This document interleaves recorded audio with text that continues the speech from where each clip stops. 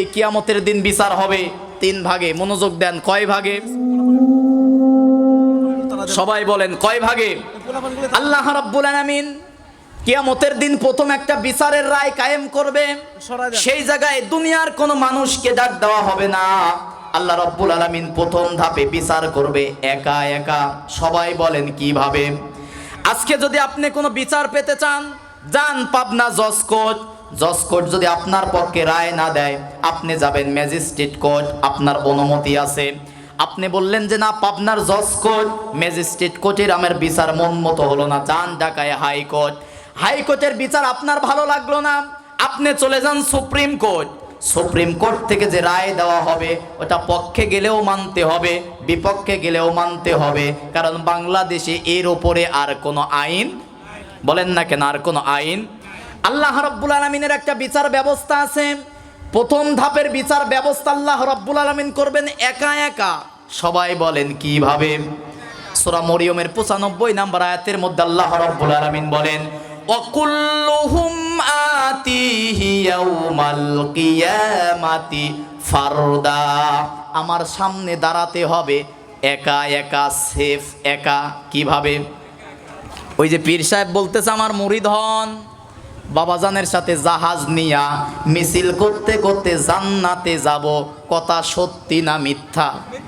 কথা কয় না। আল্লাহর কোরআন বলতেছেন অকুল্লুহুম আতিহি ইয়াউমাল কিয়ামাতি ফারদা। আমার সামনে দাঁড়াতে হবে সেফ একা একা। কিভাবে? আল্লাহ রাব্বুল আলামিন তারপরে কি করবেন? সূরা বনী ইসরাঈলের 14 নম্বর আয়াত আল্লাহ রাব্বুল আলামিন বলেন তারপরে তার বান্দাকে কি বলবে? ইকরা কিতাবাকা কাফা বিনাফসিকাল ইয়াউমা আলাইকা হাসিবা। আল্লাহ পাক বলেন তখন আমি কি করব জানো নাকি? ইকরা কিতাবাকা, তখন আমি বলবো ইকরা, এই কিতাব পড়ো, তোমার আমলনামা। কাফা বিনাফসিকাল ইয়াউমা আলাইকা হাসিবা, আজকে তোমার বিচার করার জন্য, হিসাব করার জন্য দুনিয়ার কোনো মানুষ লাগবে না। তোমার হিসাবের জন্য তুমি একাই যথেষ্ট। তাহলে আল্লাহর সামনে প্রথমে দাঁড়াবো ভাই কিভাবে? সবাই বলেন। এই পয়েন্টের মূল পয়েন্ট বলি, যারা আজকে ধোঁকা দিচ্ছে, আসেন আমার বাপ জানের কাছে, দাদা জানের কাছে, কিয়ামতের দিন মিছিল করতে করতে যাব, তার মানে এগুলো সব ভুয়া। ঠিক কিনা বলেন? কিয়ামতের দিন আল্লাহর সামনে দাঁড়াতে হবে সেফ একা।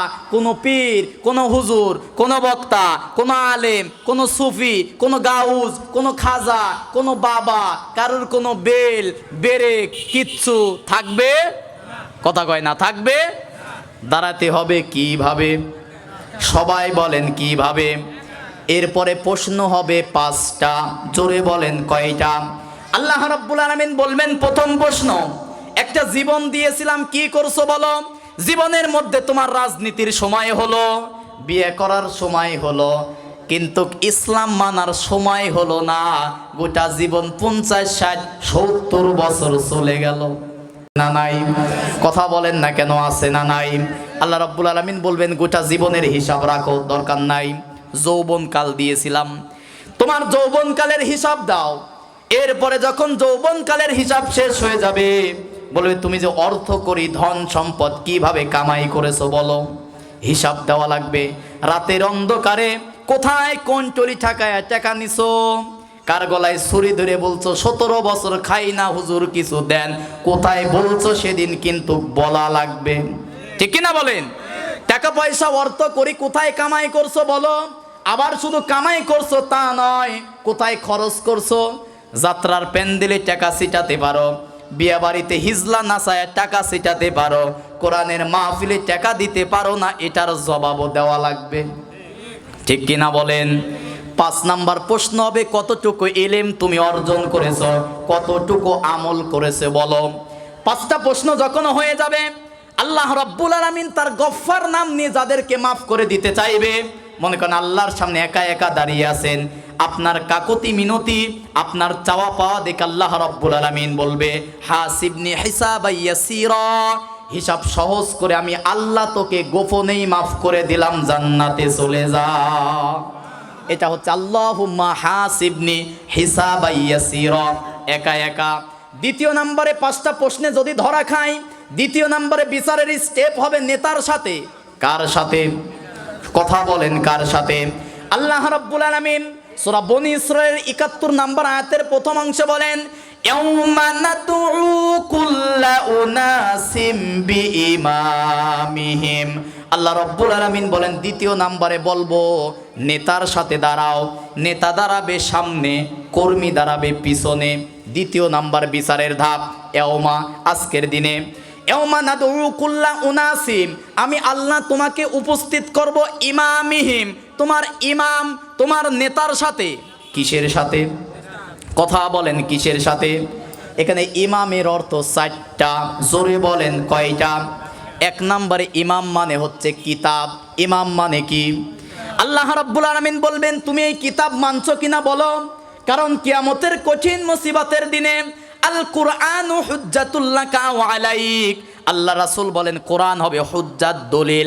এই কোরআন যদি কারুর পক্ষে দলিল হয়ে যায়, আল্লাহ রাব্বুল আলামিন সেই ব্যক্তিকে বিনা বিচারে, বিনা হিসাবে মাফ করে জান্নাতে দিয়ে দিবে। কোন সুবহানাল্লাহ। তাহলে কোরআনকে দলিল বানানোর দরকার আছে না নাই? পড়ার পরে নাকি না পড়ে? কথা কয় না? কোরআন না পড়ে কি দলিল বানানো যাবে? আবার কি শুধু পড়লেই হবে নাকি মানতে হবে? কথা কয় না? তাহলে কোরআনকে যদি কিয়ামতের দিন দলিল হিসাবে চাই, এ কোরআন পড়তে হবে, এ কোরআন বুঝতে হবে, এ কোরআন বাস্তব জীবনে, ব্যক্তি, পরিবার, সমাজ, রাষ্ট্র ব্যবস্থায় আল্লাহর কোরআনের বিধান কায়েম করতে হবে। ঠিক কি না? এক নম্বরে যখন কোরআনের বিধান যখন বলবে যে না মানি নাই, দ্বিতীয় নম্বরে ইমাম হবে হচ্ছে নবী এবং রাসূল। দ্বিতীয় নম্বরে কি হবে? নবী এবং রাসূল। কত নেতার স্লোগান দিলেন, অমুক নেতার চরিত্র ফুলের মতো পবিত্র। দুনিয়ার নেতা মানতে পারলেন, কিন্তু পৃথিবীর শ্রেষ্ঠ মহামানব রাসূলের চরিত্র মানতে পারলেন না। কিয়ামতের দিন সেই নবীর কাছে সুপারিশ কপালে জুটবে না। ঠিক কি না? তিন নম্বরে নেতা হবে কি? নিজের আমল নামা, কি আমল করছেন আছে না নাই, নেক আমল কতটুকু করেছেন, সেই দিন কিন্তু আমার পক্ষে বিপক্ষে সুপারিশ করবে।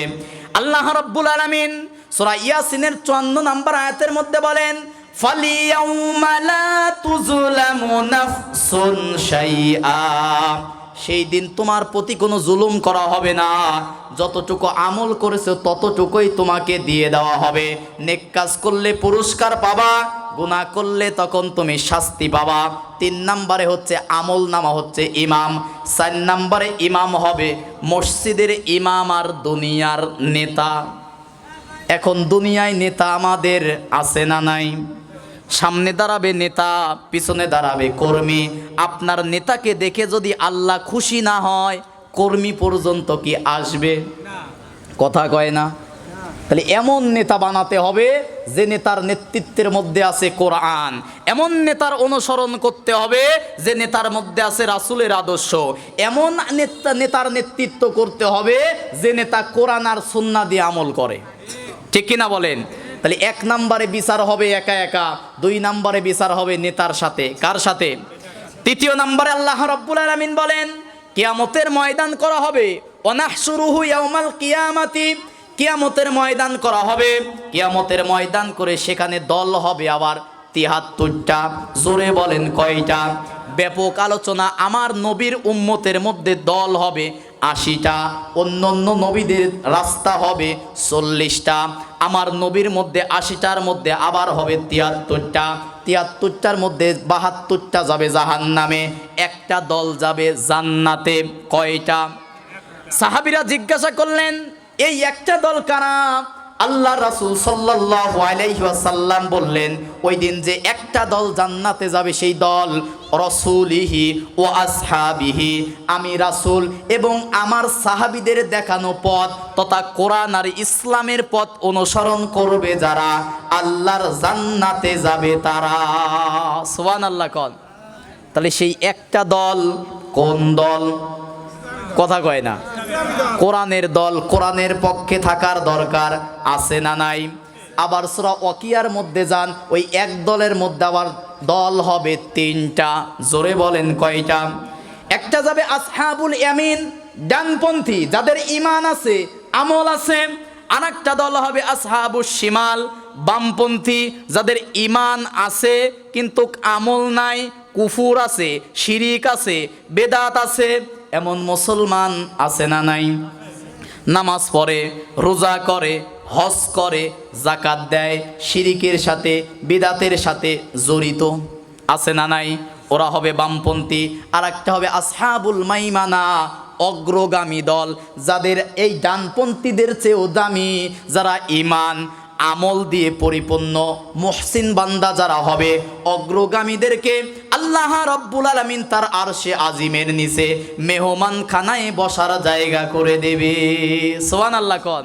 যতগুলো কথা বলছি কোরআনের দলিল আছে না নাই? যদিও পরিবেশটা এলোমেলো ছিল, যে কারণে সাজায় গোছায় এরকম ভাবে বলতে পারি নাই, তাহলে শুনবো ওই বক্তার ওয়াজ শুনবো যে বক্তার কথার মধ্যে আছে কোরআন, যে বক্তার কথার মধ্যে আছে নবীর সহিহ হাদিস সুন্নাহ, ঠিক কিনা বলেন?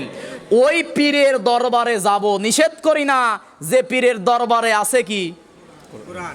থামে গেছেন? এন পীরের দরবারে কোরআন যদি না থাকে ওই পীর মানা জায়েজ নাই, ওই পীর মানা হারাম। কথা কয় না? শাহজালাল, শাহপরান, তিতুমির, খানজাহান, এরা ছিল আল্লাহর ওলি। তাদের এক হাতে ছিল আল্লাহর কোরআন আর এক হাতে ছিল তরবারি। রাতের বেলায় তাহাজ্জুদের সিজদায় কান্নাকাটি করে, দিনের বেলায় আল্লাহর কোরআনের রাজ কায়েমের জন্য জিহাদের ময়দানে তারা নেতৃত্ব দিয়েছে।